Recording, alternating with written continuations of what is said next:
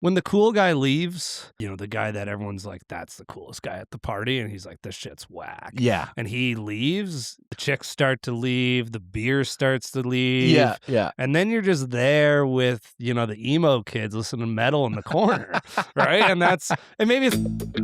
Today, the blind episode. Stefan's bringing something, Cole's bringing something else. Their favorite things from around the world in golf, but we don't know what. Before we get into that, Brooks is officially back. Let's get into it. Welcome to episode 8 of Sandbagger Sessions. Welcome back. All right, there we go. We're back. There we go. Yeah. Hey everyone, welcome back to, what are we today? Episode 8 of Sandbagger Sessions. Coming up on not the century, what am I talking about? The decade.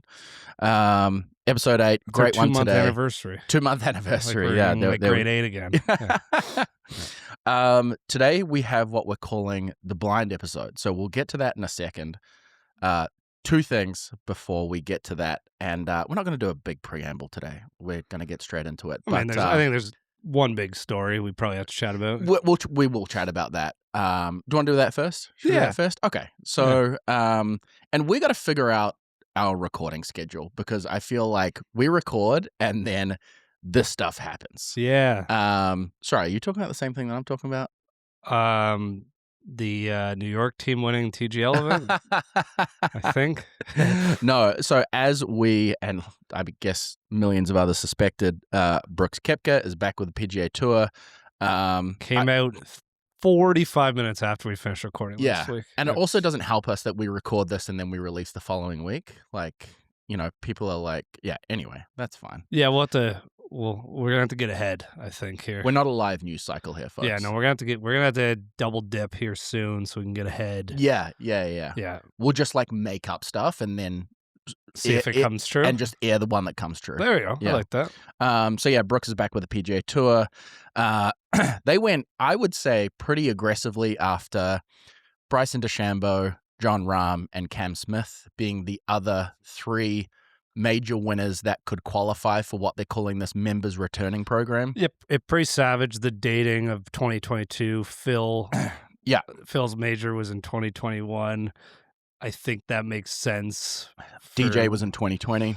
Yeah, I mean, DJ's I bet you if DJ wanted to come back, DJ doesn't care. No, he doesn't care. But I doubt Phil would either. I think it was just more a little kick in the ass on the way out the door situation for Phil. Because, I mean, as I've been open about my feelings on that subject, he, sued the tour and all this stuff. So the name, Bryson is a name that did also put his name on the list to sue the tour. So and he posted on his, I don't know if you saw, it's just kind of Bryson stuff. It posted on his Instagram story, shrugging, what would you do? I want to punch that. Just wanted to punch him in the face. It's such a punchable post. I love riling you up about Bryson DeChambeau.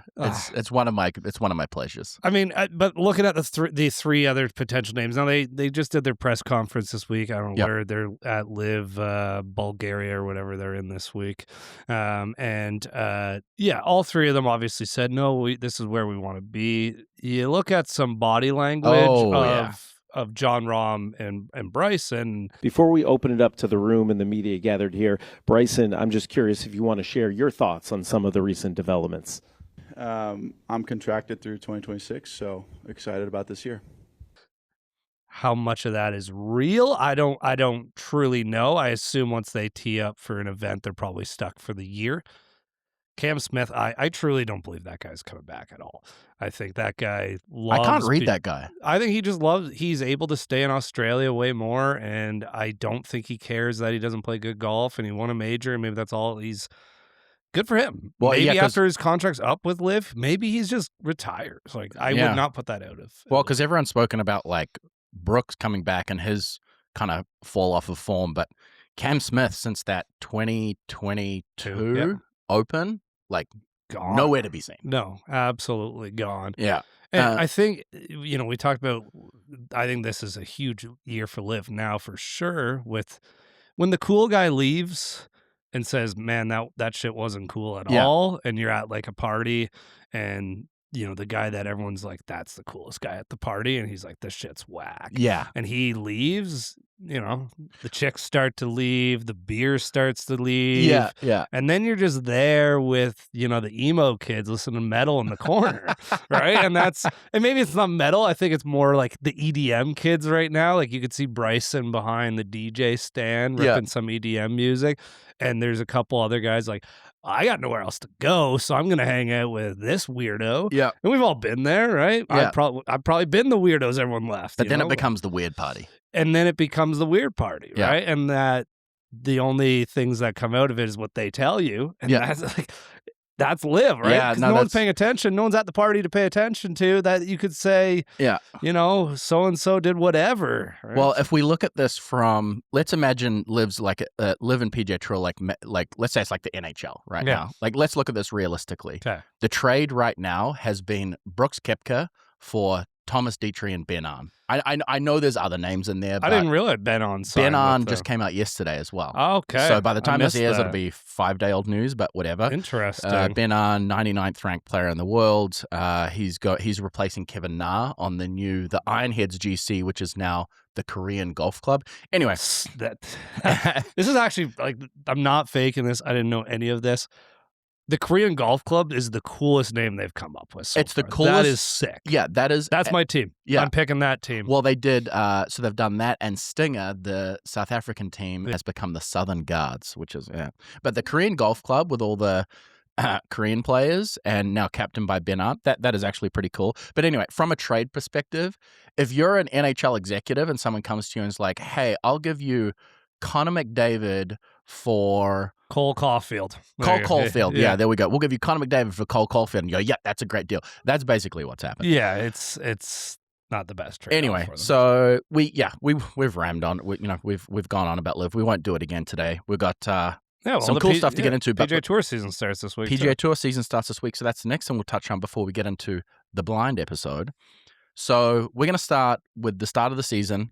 This is your idea, so tell me about your idea. Yeah, so we got the Sony Open this week in Hawaii, and I thought, why don't we have a little wager? A little year-long wager. So each week we'll pick a guy.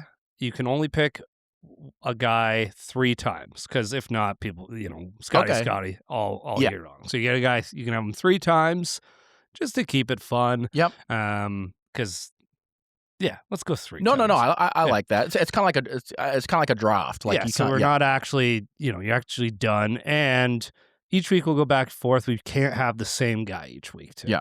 And then, I don't know, we'll each put $100 on the line. That's one bet. Yeah. And then you're going to make a little reel out of this. And the other people are going to suggest the additional punishment that the loser has to do. And we will discuss them on the pod once we get that, and we'll decide which one we like the most. I like it. So each week we'll go. So we'll revert. You'll get the first pick this week. Yeah. I'll get the first pick next week. The winner at the end of the season in terms of money totals, right? Totals, yeah. and we're also going to throw in LPGA majors. Okay, great, love it. So in addition to that, but each week the listeners will get to vote. Okay, what does the loser have to do? Oh, I was just thinking overall. End of the year, there's a big punishment, whether, loser has to come out full caddy gear and caddy for the other player. Could be anything. The loser has to play 3 rounds in a row left-handed. Something along those lines. We'll probably have to put some guardrails in, because I know some of our listeners, there'll be some pretty untoward stuff. I want you to just throw whatever you want out there. Whether we can read them or not, we'll decide that. But throw it in there, and Cole have a post on Instagram or TikTok or wherever we exist. Everywhere. Threads, X, the Everything app. Yeah, the Everything app. Twitter. I'm calling it. It's not X. It's Twitter. What's the older ones? What's that one Trump uses? we'll post. We'll be on Truth Social. Truth Social, Reddit, all of them. 4chan, 8chan, LimeWire. We'll be on LimeWire too. But why don't we get started? Yeah, this week. So you came up with it. You got the first pick this week, and I don't think my pick's in any danger of you picking him. So I'm gonna go with Siwoo Kim this week. Ooh. Doing some data golf analysis on there. Okay. Solid pick. I think he's coming out firing early on this season after showing his loyalty to the team. Yep. Now my I just accepted this team as my team. My Korean golf club team out on Live would be a lot better with Siwoo Kim on them. God. So I'm a little conflicted with this pick now that I'm a Korean golf club fan. Okay. Yeah. Okay. So you've had time to do analysis. This was just sprung on me. So if I win this week, this will be a hoot. But I'm also doing a pick, which I don't think this is a bit of an out there pick. I haven't time to do analysis, but my pick is Sahith Theegala. Oh, I like that. Okay. So injury last year, didn't make the playoffs last year. He's been in TGL. First event of the year. I think there's not a lot of pressure. He'll be fairly relaxed. He's obviously been working on his injury, and I'm a big fan. I want to see him return to form. So Sahith versus Siwoo this week. All right. I'm going to add one more wrinkle. If we ever pick a straight up winner, the other guy has to give an additional $50 that guy. Okay, yeah, 100%, 100%. Right. Now, also when this comes out, it will be post the Sony Open. We're gonna get ahead of it. We'll post on Instagram for the next one. Yeah. We'll get ahead. We'll do this a little sidebar. Maybe we'll send each other a video of who we're picking for next week on like Monday, and then we can hyperimpose it at the sounds good. But if you are watching this Tuesday, it's the Tuesday after the Sony Hawaii Open. We're picking the winners on the Thursday before. If one of us does pick a winner, and this is it, that'd be pretty cool. Yeah, not bad at all. Cool. All right, love it. Let's get into it. So the blind episode this week, I love this. We got less of a newsy focus this week, something a little bit more fun. And so what we're going to do this week, Stefan and I each are coming in completely blind. So Stefan's got a bunch of stuff that he's going to talk about. I got a bunch of things that they're kind of on a particular topic. And so, we're coming completely blind. So why don't you go, why don't we do this? You tell me what your sort of topic is. Yeah. And then we'll go through each one, and then I'll tell you mine, and we can go back and forth with each one. I love random local rules on golf courses. Okay. So I went through and I was deep into the weeds of, old like forum threads. Like I was in like a 2003 forum to try to find some of these, and basically going to tell you a bunch of random rules, and I just want to get your reaction. Love it. You can say it's cool, you can hate it. Just some fun, different rules that I think is nice. A little bit different than that people would never have heard of. Yeah, basically. Yeah, it could be anywhere in the world, random course. Yeah, anything. Okay. Yeah. Cool. And what do you want to tell me your topic? Yeah. So I'll do my topic. So I've gone.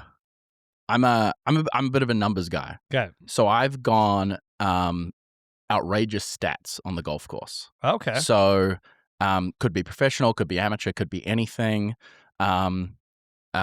You'll have to guess whether they're real or fake. Okay, so I only everything I got's real here, okay, but okay. You can I like those. We'll throw in a little sprinkle of that. Okay, and so just outrageous things that have happened. They could be good, they could be bad, they could be indifferent. But I got a list of. We'll see how many we get through. I got a list of 8 here. I don't think we'll get through all of them, but I'm looking forward to this. This is gonna be some fun. So sweet. Hit me with your first one.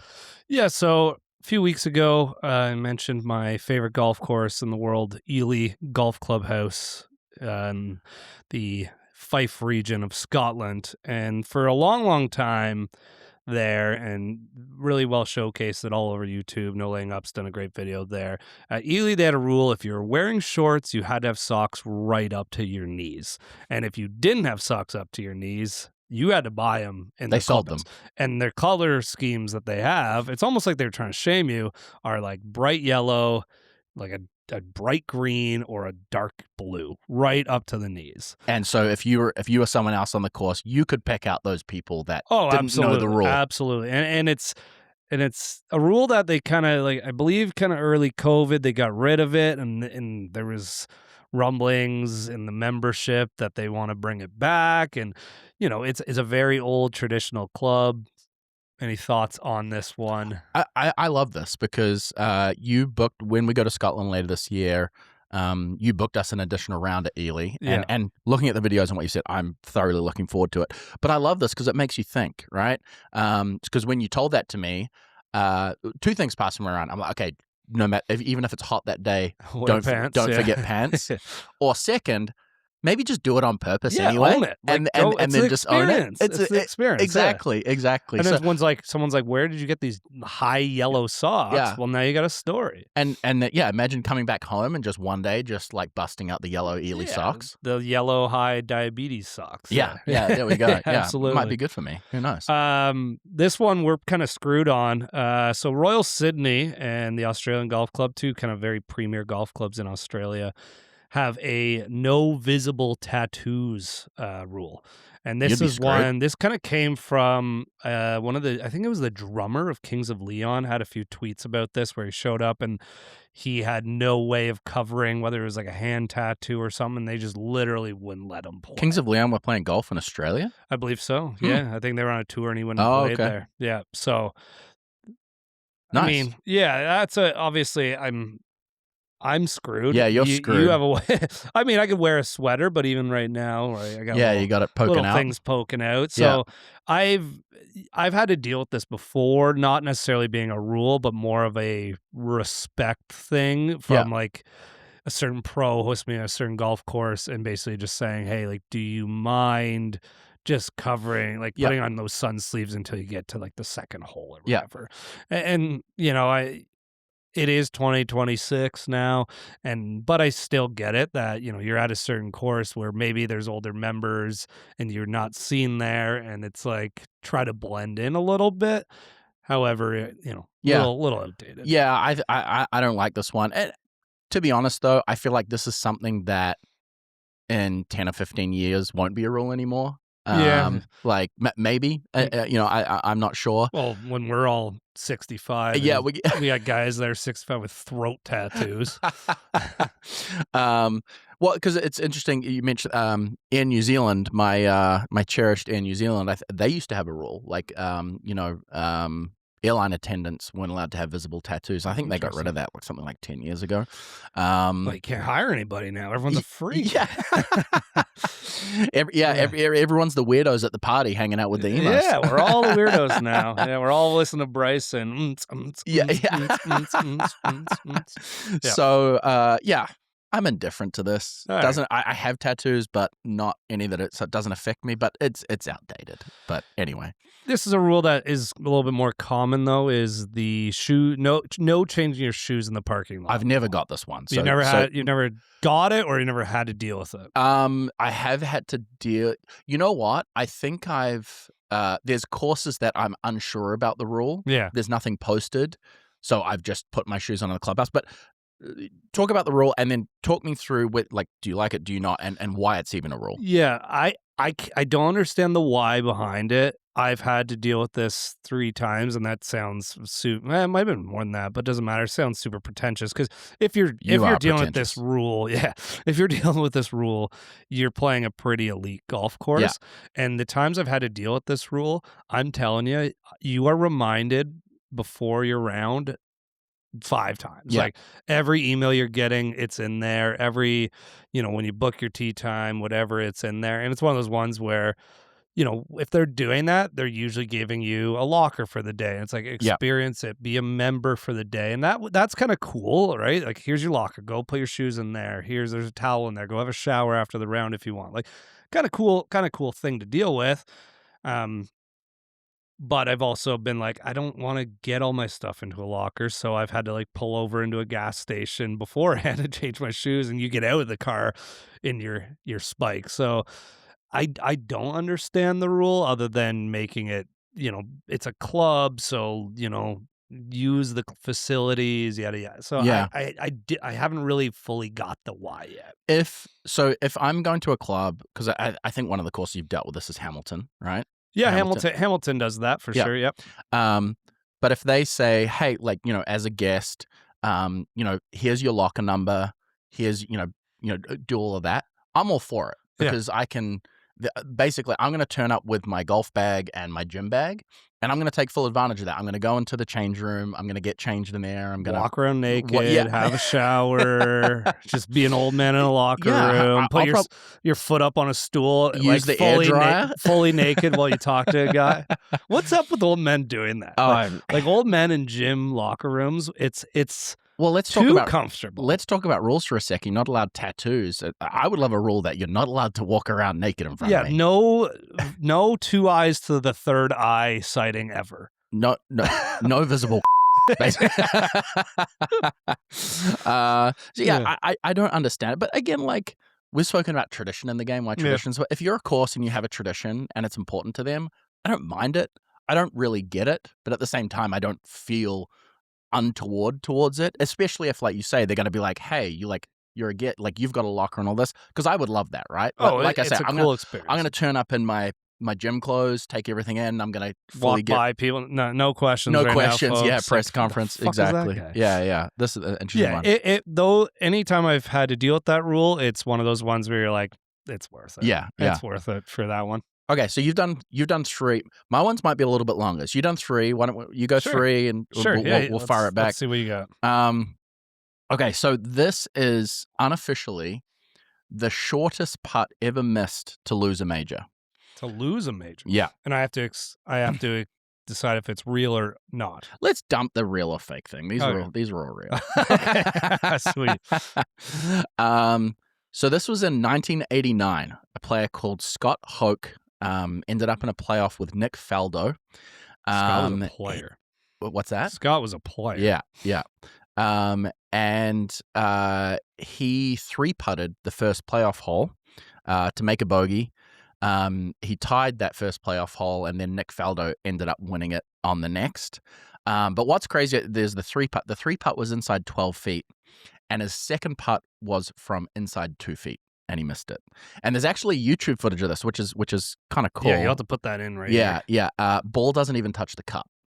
And man, we've all been there. We have. Unfortunately, not for a major. No. The funny thing is that he said he was over the ball and he wished he stepped back, but he said, I made a good stroke. He's like, I don't know what happened, but ball didn't even touch the cup. What made it even worse?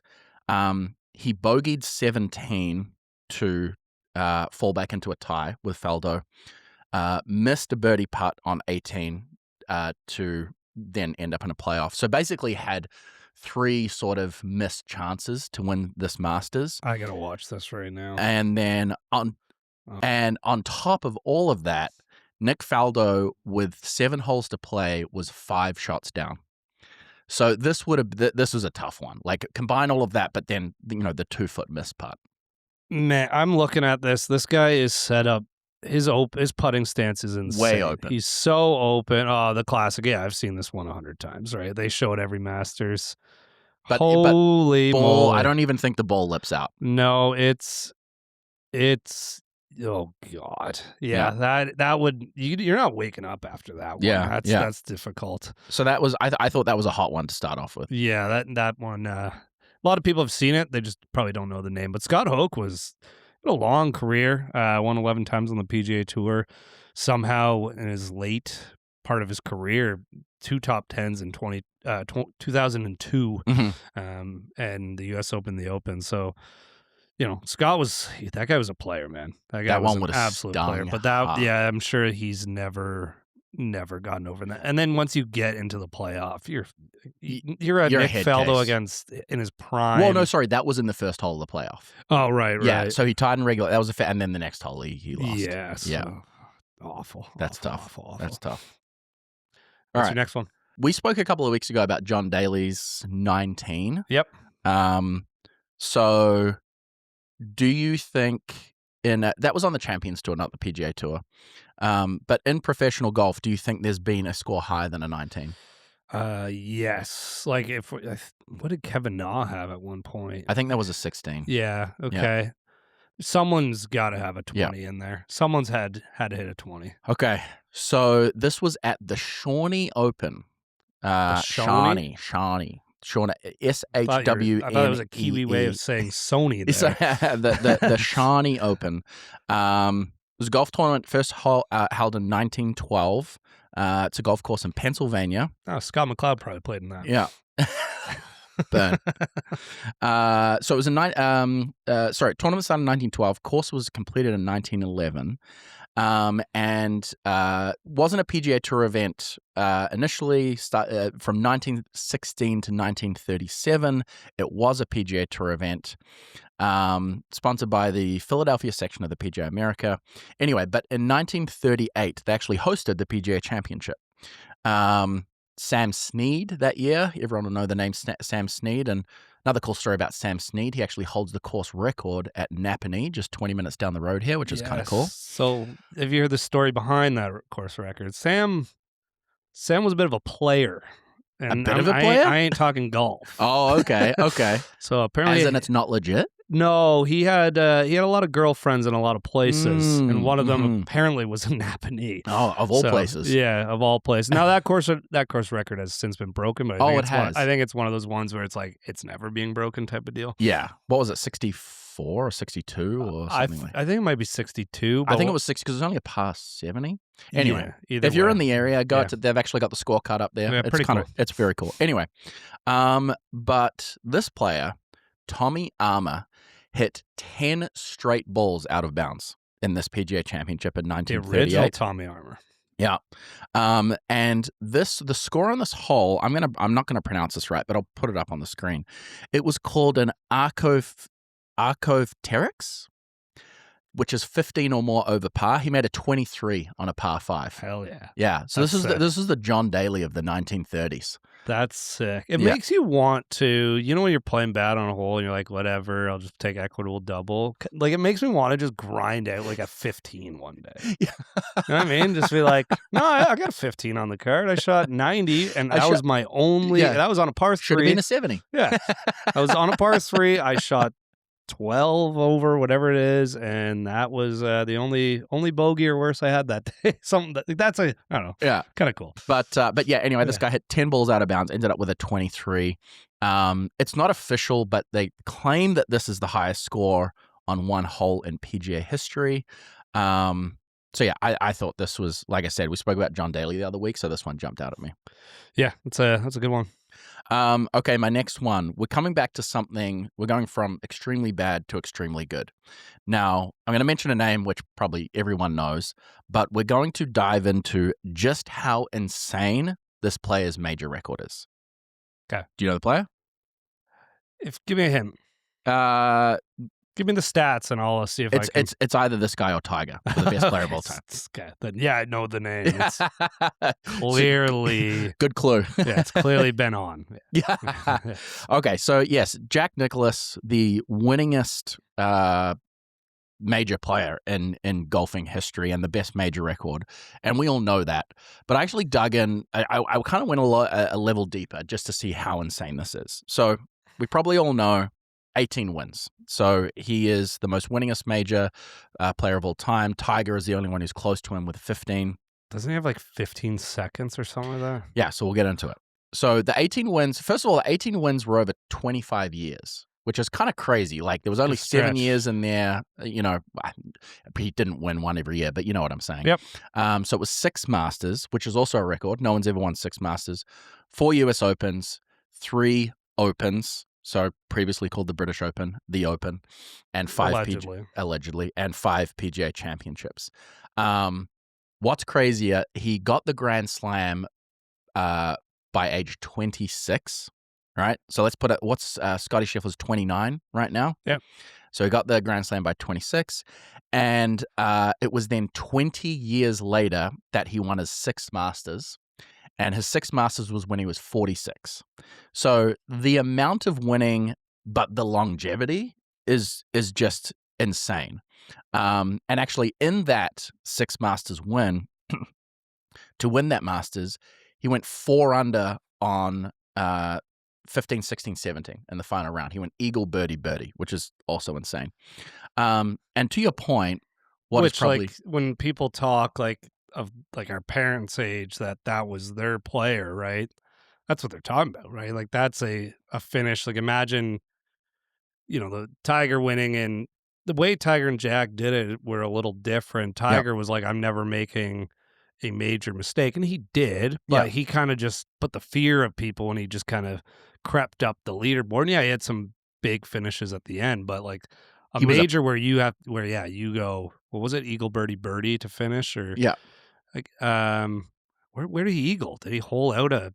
Because it's par Maybe it 3, was par 4, but whatever, it doesn't really matter. Yeah, But I'll look it up. yeah, but still, like imagine watching that live. No, 15's a par Oh, sorry, I 5. said 15. Yeah, Sorry. 15, 16, 17. So 15's Right, a par 5. 16, 17. Sorry, yeah, 15, gotcha. 16, Yeah. 17.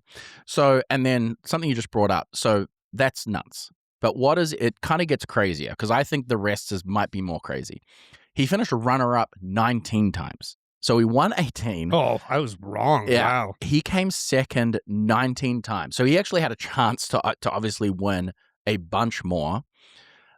Throwing on top of that, 73 top 10s and 39 consecutive major cuts made. You know, you have a lot of people would only dream of playing in 73 majors total. And to put this into comparison, one of the greatest major stretches of our generation, not in terms of winning, but in terms of playing, is Adam Scott, who is, I think this year will line up for, sorry, I don't think, he's played 99 majors in a row, and he'll be lining up for his 100th. So let's think about the longevity of Adam Scott, 99 majors. Jack Nicklaus came top 10 in 73. Like, that's nuts. Yeah, I mean, golf isn't fair. Life is less fair if a guy that good looking like Adam Scott has that good of a golf swing and plays that long. Like that's with And it surprises me he's only won once. I mean, it's one where definitely was forever the best player in the world without one. I mean, Lee Westwood had an argument in there too, but yeah, Adam Scott pisses me off, and I just in a good way. Like, Yeah, just the golf swing. What is he, like 6'3", Australian accent? Yeah, like just you know what? The rule we had earlier about like walking around with naked in the locker room, like that guy just does it. Hey, he's exempt, and they're just like. Yeah, exemption. You tell him. Yeah, give that guy a sponsor's exemption in the locker room. Yeah, you look at that eye and you tell him. Probably has a huge wang too. Oh, absolutely. And just to round this out, so Jack played 164 total majors. We mentioned the wins. We mentioned the second places. Also came third 9 times. He has more second place finishes than Tiger has wins. And he finished in the top 10 45% of the majors that he played. I mean, everyone knows about the wins, but I just thought all of that's nuts. And that's where they argue, like he might. Exactly. It's like who's better? Like that's pretty good. Tiger only had 7 seconds. Now Tiger also dealt with way more injuries and way better playing field than Jack did. That's the thing. I always find these arguments so tough because how do you make it like for like in terms it's just of like the baseball argument of Babe Ruth versus like Shohei Judge Ohtani or Shohei Ohtani. Yeah. Like it was a different game. You're never going to, and that's why I like when you say 1A or 1B, Jack or Tiger, because exactly. So that's my first 3. All right, let's get back to the course rules. Yeah, I got a couple here. Ewan Porter, he's a journalist for Golf Digest or something, one of the big ones. He was also at a course in Australia, and he wasn't allowed to play because he had black socks on. I'm all for this rule. I love this rule. I hate the look of black socks. Like if you're wearing shorts, so we're just picking rules based on stuff that you like. Yep. I mean, it's fun. But if you're rocking shorts with white shoes and black socks, I also just hate black golf shoes for some reason. Black golf shoes. Xander wears them a lot. I think not a great if you're look. rocking black, I don't think you can wear black golf shoes with shorts. I don't know why. It just doesn't look like I can't look down at a black golf shoe. I just think black golf shoes in general, just not black golf shoes get a big L for me. Yeah. So that one, I'm all for it. And you know what? Show me a good looking pair of black golf shoes, and I don't know. I'll give you something if you can find me some. We got a good buddy. I don't know if he's listening. He'll know exactly who he is. He better be listening after your pep talk last week. True. Yeah. Oh yeah, right. My ramble there. Yeah. He must be getting dressed in the dark most days. He's not colorblind, but he'll show up with black shoes on with blue socks and like pink shorts Who is And- this? I'll blur it out. Oh, yeah, it's an older gentleman. Oh, Eric Calder. Yeah, there you go. Looks younger than both of us combined. Just absolutely just blind. And the socks are like I can get by with the black shoes and the pink shorts and cool, like all that. But when you're throwing a random blue or green pair of socks in there, like he must just get dressed in the dark. So sometimes I ask him if he would never be able to play it. They would just look at him in his outfit and be like, not You're right, today. though. He gets a pass. If I'm 55 years old and I look like him, I'm... If I still can golf at 55, Yeah. So And good golfer, too. our buddy Scott McLeod gave me this one. He was playing a course out in BC. Scott lived in BC for a long time. Okay. And there is a local rule at this course, due to it being in the mountains, that you get free relief from animal poop. Oh, okay. Yeah. I That's mean, right. I feel like there's some courses around here that might benefit from this with the geese shit. But to be able to write that down Yeah, on a scorecard means you're going to deal with some shit today. Yeah. Like it's literally shit. You're not like be prepared to like watch where you're stepping because you might be in some doo doo. I reached out to a few people as well. This one's hilarious. So Brad Lawrence, he's the pro at Hamilton. And they were talking dress code at Hamilton and whether they need to change things or they wanted to write some different things in there. So out of the blue, Brad, and if you know Brad, this makes total sense for him.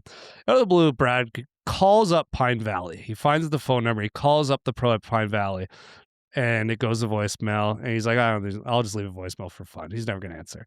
And the pro calls him back, and he said, "Oh, like I got your call. What can I help you with?" And Brad, this guy was super nice. And Brad said, And did he know Brad was a PGA yeah, he pro? introduced himself as a pro at Hamilton. that's yada sick. yada yada. And so Brad asked him like, what is the dress code at Pine Valley? Do you have it written out? What do you have in it? And the pro at Pine Valley said, and I quote, "This is Pine Valley. You should know how to dress." So sick.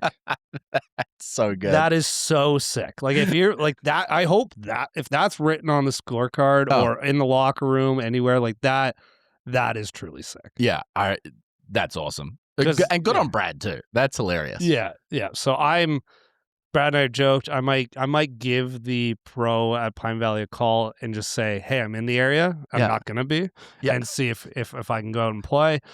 He's gonna say no, but if he says yes, I'm hopping in the car and going. Well, that was like you mentioned to me when we went to Ireland last year, and you emailed Adair Manor if we could get on. And they basically said no, thank you. no, thank you. For Everyone your else address. was like, "Oh, let me see if I can move some stuff around." Like we don't like LaHinch didn't actually have a tea time for us, and they were like, "Okay, let me see what we can do here. Yeah. We have like a little thing in the morning," and they basically created a slot for us so we could play, which was amazing. Yep. That's the Irish. That's That's the Irish way. Yeah, the Irish way of like, "Oh, you're here. We love that you're here. It's a small town. You came from far. We'll find a way to make it work." And Adair Manor, I'm pretty sure the email just said no, thank you, No, thank you. which is hilarious. And I was like, "That's sick." And we did say hey, help us out after Stefan's pep talk last week. If you guys subscribe, and in 5 years' time we're at, I don't know, 500,000 subscribers, that'd be sick to replay this and then show when we're on a Adair Manor doing media or something. Yeah, sure. Yeah, when we're covering the Ryder Cup in 2 Well, years. yeah. That's a tough timeline to get ready for 2027. Hey, you guys better subscribe we quick. need subscribers. All right, one more before we throw it back to me. This one, actually, I'll leave that one for the end. This one's a different, like, so Muirfield, which is the home of the Honorary Golfers Society of Edinburgh, if I'm not Okay, so mistaken. we're talking about Muirfield in Scotland, Yes, not in Scotland. not Jack's course. No, the original. So when you play Muirfield in the morning, you play a standard 4-ball, it's always match play. So you're always playing match play over there. There's always foursomes. You're always playing a 2v2 match. So in the morning, So even if you're paired up with randoms? yeah, and you're never going to be. I think it's one of those ones where you're always paired up with a member. I'm pretty sure. Maybe not, but regardless. So you have to play Match in play. the morning. You play match play. You play a 4-ball. Then you go for like this. It's a whole day when you go to Muirfield. I haven't tried because it ain't cheap. Yeah. Then you go in for lunch. You have to have a jacket. You Okay. have to have a jacket for lunch. And apparently this lunch is like top notch, right? I don't know if you can look up like what the lunch consists of, but it's one of those ones where it's like, you do not miss a lunch at Muirfield. Okay. And then in the afternoon, you have to play alt shots. You have to play foursomes. Love no it. matter what, doesn't matter who's out there. If you're going out and you booked a 4 people tee time as a bunch of 4 guests, you are playing alt shot. I love that. I'm just looking up here. So they have 420 pounds for 18 holes. So that's the best part of 800 plus Canadian, Yep. probably 600 US. But they also have a 36 hole rate, including lunch. And to your point, it seems like, because you got to do foursomes, 4-ball, and then alt shot, 655 pounds for 36 holes, including lunch. Yeah. That would be a great day. It would be an awesome day. I want to make sure I get this right. It's the Honorable Company of Edinburgh Golfers. I didn't say that the first time. That is the right way to say it. That's the name of the club? Or that is the name of course? the club. Mm. The course is Muirfield. Now, there's a Okay. lot of history behind that. We're not going to get into that right now, but yeah, it's pretty damn cool. I love that one. That would be like a dream day for me, Yeah, I want it's definitely on the bucket list for sure. Yeah, 100%. We're gonna have to go back to Scotland. I mean, that's a shame. Every year. Okay, I'm just trying to figure out which one to pick next here. I do have some bangers. I'm really happy with this, but okay, the next one, you might know this one, and this one is the most accurate driver of the golf ball in PGA Tour history. Ooh, And it's not Tiger. no, it's definitely not Tiger. No. I know the name and I'm drawing a complete blank. It's an older golfer. Yeah. I believe he was black too, He if was. I'm not mistaken. Correct. And I'm just completely drawing a blank on his name right now. It was Calvin Peete. That's what I was going to say. I was going to say it. Oh, damn it. So this guy, Calvin Peete, and first of all, there is hope for us yet, because Calvin Peete didn't start playing golf until he was in his 20s. Yeah, me too. Yeah. So I'm basically Calvin Pete. you're basically Calvin Peete. I'm White Pete. I'm the Tiger Woods of water skiing, and you're the Calvin. I'm White Pete. Yeah. Everyone knows I hit all fairways. Could be the wrong fairway. Yeah. In 1983, his fairway hit percentage was almost 85%. Yeah, it's insane. That's nuts. The average amongst tour players today is 60%. And last year, the leader, I actually didn't know this name. Last year, the leader on the PGA Tour, and he played a lot of rounds. It was like he had something out of a 1,200 possible fairways hit. Takumi Kaniya was at 74% last Cool. year. Good for So him. almost 85% of Calvin Peete. Sorry, that was 1983. You've probably seen the memes going around as well. There's a bit of folklore. I can't validate this one, but apparently Calvin Peete only ever hit 2 balls out of bounds in his entire history playing golf, which, like, I'm pretty happy if I don't hit 2 balls out of bounds in a weekend. Yeah, that's it's golfing your ball right there. Yeah. That would have been a great golf ball sponsorship. You're going to have some durable balls. Oh, absolutely. Yeah. Okay. Now, I cannot do if you don't like Tiger cliches, skip the next few minutes, but I cannot do outrageous stats without and for this one, I'm going to do a true or false, right? I'm going to spice it up a little bit. So we all know, we've spoken about Jack, but we all know how crazy good Tiger was. Mhm. But these are some stats that you might not know, which highlights just how good he was. So I'm gonna put it to you first. On the course or off the course? Let's stay on the course. 'Cause some pretty crazy records off the course. This next segment is sponsored by Perkins Dining. Okay, true or false? On 5 different occasions, he won 5 consecutive tournaments in a row. Ooh, 5 different occasions. Yeah, oh man, it's either like 4 or 5. I'm gonna say false on that one. It's false, but he did it 3 times. Okay. So 3 different times he won a stretch of tournaments of 5 in a row. Yeah, Which- that's insane. Just trying to play 5 holes in a row winning, let alone. Okay, true or false?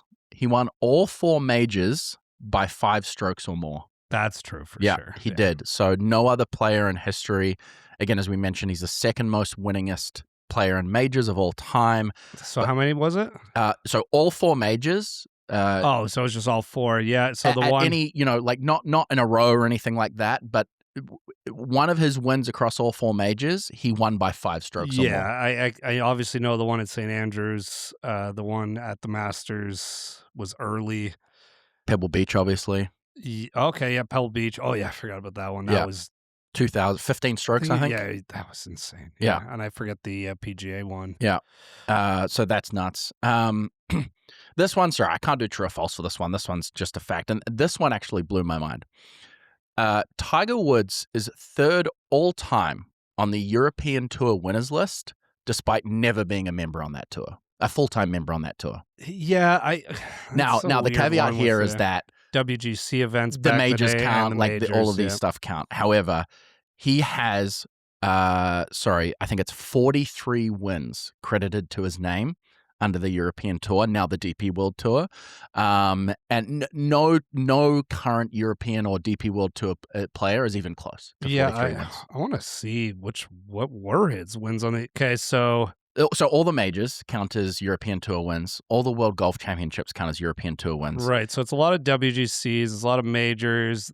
The old Johnny Walker I think it's like Classic. five actual, like, genuine European Tour wins. He won the Deutsche Bank Open a bunch, but yeah, it's a lot of those WGCs. The Dubai event, but it's just how much he won. Yeah, the right? JB Weir Masters, which I believe. Is he the owner of no, that's somebody else. Sorry, my bad. I was down in Australia. At Huntingdale Golf Club. This one is probably, people might know this one. So he's the only player ever to hold 4 majors concurrently. So this was the Tiger Slam in 2000, 2001. Only other people that really come close, Jordan Spieth gave us a scare in 2015. So he had 2 wins, a second, and a T4. Obviously, Xander a couple of years ago won 2. And that second, he choked hard. There was another player in 2018 that won 2. But, like, people want to win a major. People want to win a Grand Slam. He did all of them at the same time, which is just nuts. Yeah, the old Tiger Slam. Between 98 and 2005, he made true or false? He made 150 consecutive cuts between 1998 and 2005. That one's true, if not more. I kind of duped you on this one. It's false, but he made 146 consecutive. Okay, sorry. I thought it was 156. Yeah, 146. No 21st century golfer has even come close. Not even half of 146. I wonder if Joel Damon's even made that many cuts. You know what I mean? It's no, sad, I don't think so. That's how good this guy was. And then the last one, and I think we've all heard about this, but I'm going to put some context behind this. Tiger held the #1 world ranking, not for weeks in a row, but a total of 683 weeks, which is more than 13 years. Closest person to him is the Shark, Greg Norman. He's less than half of that at 331 weeks or 6 years. Now, we all talk about how good Scotty is. Scotty's also a bit of a, in comparison to some of these guys, a bit of a late bloomer, right? Mm-hmm. Scotty is obviously insanely good. However, if Scotty wants to take that title away from Tiger, he's going to have to keep his current #1 spot from now until 2035. Ooh. And by that time, he'll be 39. Ooh. Yeah, the last time he's missed a cut is 2022 at the FedEx St. Jude Championship. So he's hit 3 years in a row without missing a cut. Yeah. So we're gonna have a chance. We're gonna get into that in a second because the longest streak of cuts made is actually not Scotty Scheffler, but I'm gonna get into that in a second. Was that my second or third one? I think that was your third one. Okay, yeah. Let's go back to you. Yeah, I'll fire off my last 3, and then you can. Sounds good. You can wrap it up. This one I love. I'm just gonna preamble with that. I was deep into some forums, and there was one member of a forum, and I don't know if this rule still exists. I believe this post from 2005, but there's a local rule at their golf club. You are allowed no practice swings, no practice strokes, nothing. This is real. And there's multiple people that got in there, and they named the club, and I didn't write it down.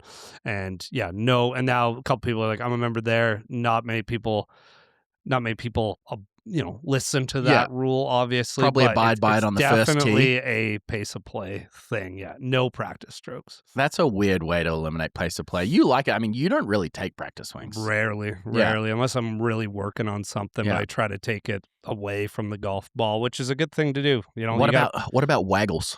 What about the Jason? What about Jason Duffner waggles? I got a lot of those for sure. But then no practice strokes. I love it. I love that. Let me give you 3 more quickly. Okay.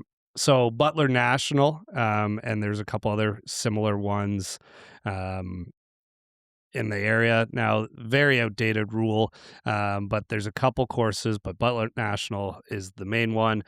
It's not that they don't allow women to play, which they don't. Is this Butler National? Is it in Illinois? Is this the one we're talking about? Yeah, in Chicago, yeah. Okay. So women aren't allowed to play. One, they're not even allowed on property.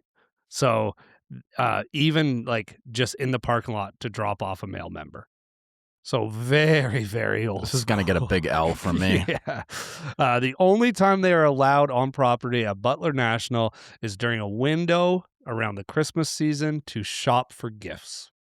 That's bullshit. I mean, I'm looking at some photos. I mean, it looks. What are we doing? Yeah. Butler National is a great golf course. Really? I don't care to play it. But it looks nice, but it doesn't look like outrageous. It's like the super elite of Chicago really? that are playing. Okay, interesting. Yeah, that's gonna get a big L for me, but yeah, we're gonna go back to the mountains. I got 2 in the mountains, and I got 1 more to wrap it up. Okay. So in Alberta, again, we're going back to a lot of animals, obviously, through the mountains here. At Banff Springs, they have a local rule that states any shot striking an elk or any other animal may be replayed without penalty.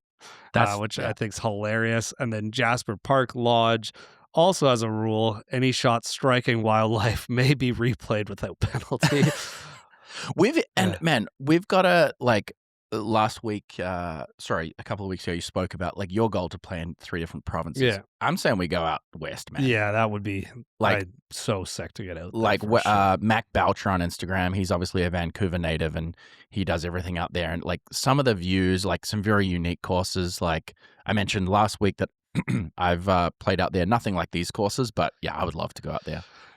2 more real quick. The first one's quick. At Sky Mountain Golf Course, it's in Hurricane, Utah. They often balls can often land on volcanic rock out there. So, this looks like a lot like what is it? Black Desert kind of. Yeah. So a lot of volcanic rock. They have a local rule: you are allowed a 15th golf club that you can only use as your rock club. So basically, you use it to avoid damage. On any other golf ball. So what is your 15th club? What are you picking? Oh, are you taking a wedge or are you taking a long iron? I think you go like an 8-iron or something like that. Yeah, something central, something in the middle. Something in the middle with loft, just because you're hitting off the rock. Yeah. Don't want like a 7-iron, but maybe like an 8-iron just to get, you're probably just trying to get the ball back into play. Yeah, that's why I'm probably going to pick a wedge, because if you're behind a rock, let's face it, at this point, you're probably not going for the green. Yeah, for sure. That's cool though. All right, last one. This one got. I'm not even going to give you anything on this one prior. So at Sherwood Country Club in Los Angeles, super elite golf course, super elite. There is a interesting rule, as I'm going to put it, that only men are allowed to eat in the bar and dining room. Now, women have special female quarters that supposedly aren't as nice. Now, there's a famous member at Sherwood Club named Caitlyn Jenner, and Caitlyn. This is a true story? This is a true story. Caitlyn is apparently rumored to have petitioned the club, I can't even say this without laughing, to allow her to reinstate the male privileges she formerly enjoyed. Oh boy. Oh boy. How do I not get canceled talking about this? I was crying laughing when I saw this, not because of it's the situation they put themselves in the club. Sorry, not Caitlyn Jenner, not transgendered golfers, not female golfers. It's like, imagine that the situation, and maybe that's where they're like, okay, is this rule really necessary? Like, oh, Caitlin usually eat lunch with them.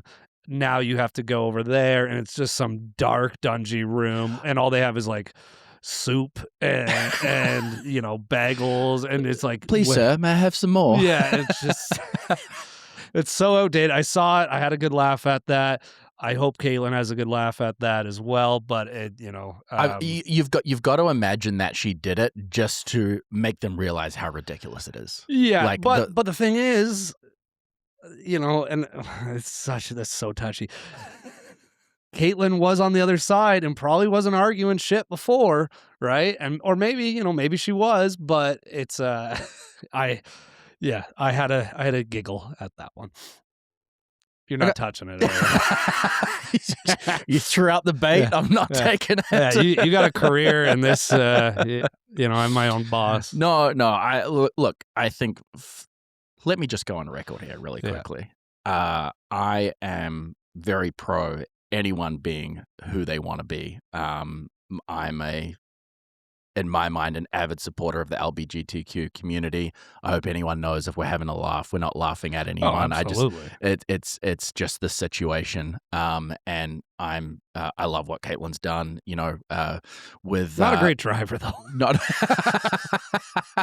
a great driver. Really a bad driver. So I just want that to go on record. Yeah. But this situation, Butler National and Sherwood Golf and Country Club are going to get 2 big L's from me. Absolutely. Absolutely. It is crazy that these things still exist. Oh, it's ridiculous. It's ridiculous. Okay, I got a couple more to wrap up here. Next one I'm going to go to is, do you think we've ever had a major champion that never made a birdie in the final round? Oh, yeah, for sure. Yeah, we have. So this was called the Massacre at Winged Foot. Oh, yeah. This was in 1974. Hale Irwin ended up winning. I was gonna guess Hale. Yeah, man, you're really good with this. No, I mean, if you I want to get Scott on here, McLeod, and we got to just throw random. He's Rain Man of like golf winners. You could be like, who won the 19 whatever up to a certain age, obviously, but same thing. Like he could figure all that out. But go ahead. So yeah, one with +7, and everyone knows the not the Twitter trolls, but like all the stuff on Twitter, the whole USGA's philosophy of protecting par. This was supposedly like the birth of that sort of philosophy, because on Sunday at Winged Foot, at this 1974 US Open, it was basically borderline unplayable. Players were hitting green in regulation. Ball was just rolling off, like it just would not stay on the green. Players reportedly, like on their first putt, just like not even thinking about making the putt. It's just like, I got to cozy this up to like 2 or 3 or 4 feet just to have a chance to 2-putt. Basically, bogeys on this day were pars. You know what I mean? So yeah, he ended up winning by +7, 2 strokes clear. But yeah, this one was, I initially read it as never made a birdie over all 4 days, which I thought, holy shit. But no birdies in the final round at Winged Foot, which was kind of crazy. It was so crazy. Sam Snead in a practice round broke a rib and had to withdraw. He was 62 years old, probably got stuck in the rough, went to rip at it, and broke a rib.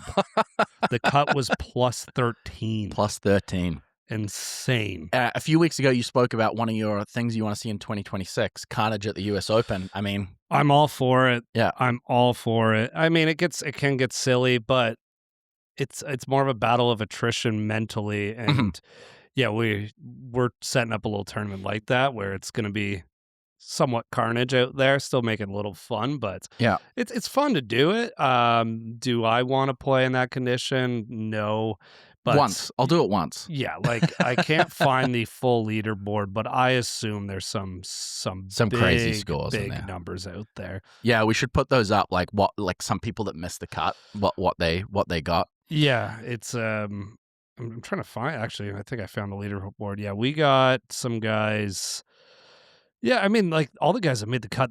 It was the last day that really destroyed people. Like I'm seeing some 85s in there, some 83s, par 70 as well. So, yeah, this is chaos. That's there's like 10 rounds by the looks of things in the In the set. 60s that of people that made the cut, if that. Like, this is.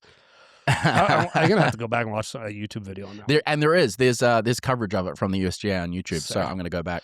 Give me one more and we'll wrap her up. Okay. I got two more. I got Two one more? Okay. Yeah, this one, because this one's not so much a stat, but we've spoken a little bit about cheating on this podcast. We spoke with Ryan French a little about cheating. We did some other things about cheating.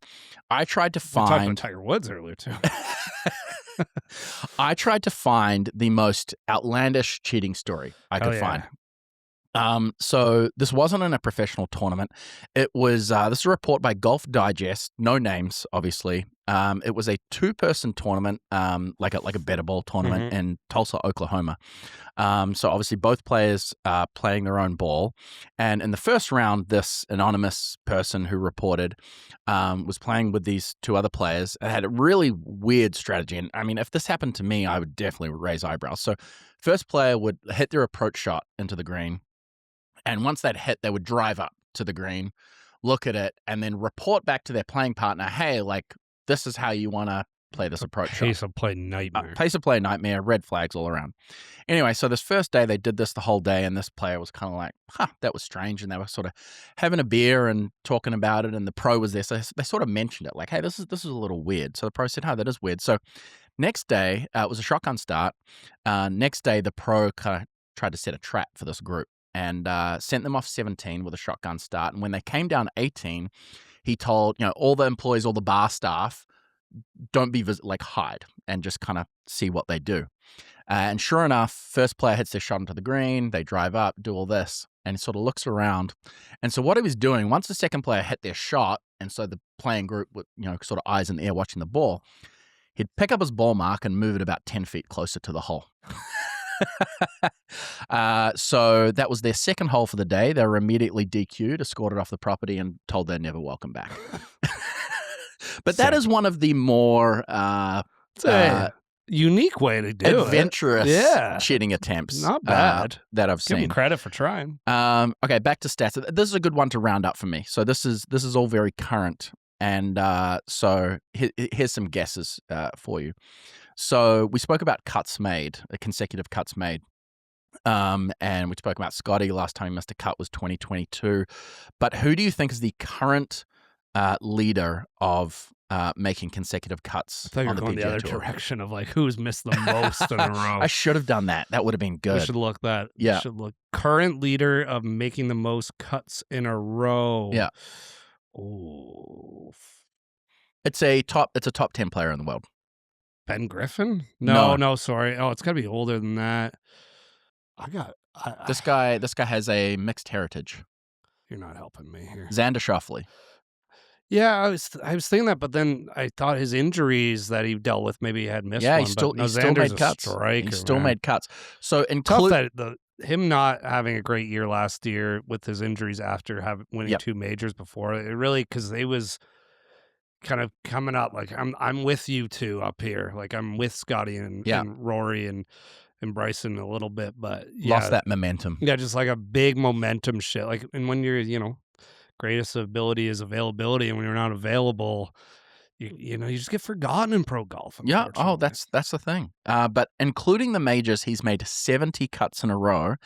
If you exclude the majors, he's made 87 cuts in a row. Wow, which is kind of crazy. That's sick. Next player or next stat,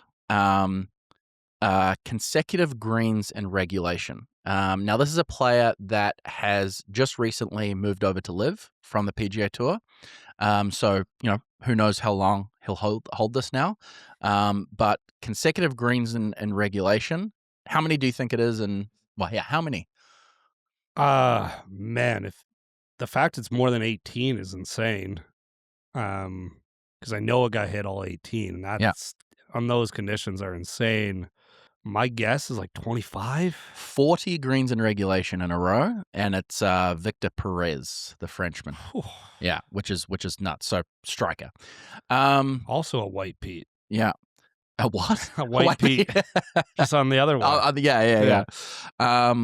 Most holes in a row without a 3-putt. So I've got the current streak plus the best of all time. You'll know both of these names, but it's going to be a tough guess. Currently, I'm gonna go with who's just got a hot putter lately. It's not. It's a reasonably well-known player, but not a top player. Yeah, no, it's never going to be in that situation. I got nothing. Kurt on that. Kitayama. Oh, I didn't know that stat. Yeah, 181 holes in a row without a 3-putt. But the best of all time is Kevin Streelman with 347. Wow. Yeah, I mean, I was going to guess like Faxon or something if we went further. Okay. He probably was close to that. Yeah. Great video on YouTube right now. I think Golfers Journal did it. It's just like 8 minutes. It's like Brad Faxon's office. Okay. And it's really cool because it's like, it's what you would do now if you got to the PGA Tour, and it's like it's got all his member cards for over the year and like different trophies and little clips and stuff like that. And you think in his head at some point, oh, I belong here. I don't need to keep collecting this stuff. But it's like one of those guys that he clearly never took for granted the career and the spot he was in every single year. It's a really cool video. It's just a bunch of really cool stuff on there. Go watch it. And then the last one, you're going to guess this one, I think. Consecutive rounds in the 60s. Sorry, streak. So, yes, current streak of consecutive rounds in the 60s. Scotty for that, yeah. Correct. Scotty's, one round in the 70s was like early last year after 21 rounds in a row. Yeah. But the cool thing about this is that the very next round he plays on the PGA Tour, if he shoots in the 60s, he will have the longest streak of all time. He's currently tied with Patrick Cantley at 21 rounds in a row in the 60s. These guys are the same. Actually, I got one more. We spoke about driving accuracy, and we spoke and greens in a regulation hit in a row. I don't think you're going to pick this player. You'll know this name. You're not going to pick this player, but 60 fairways in a row hit currently on the PGA Tour. Current streak. Both his first and last name start with an M. Ooh. I just got nothing today. I got nothing on that. I would be terrible if you were putting this back on me. Yeah. But it's Max McGreevy, 60 fairways in a row. Yeah, that makes sense. Guys, that's crazy. So just quickly, also, I looked up. Please don't tell me we're going back to the men's and women's clubhouse. Who missed the most? Yeah, we're going right back to Sherwood. Who missed the most cuts? Most cuts missed in a row.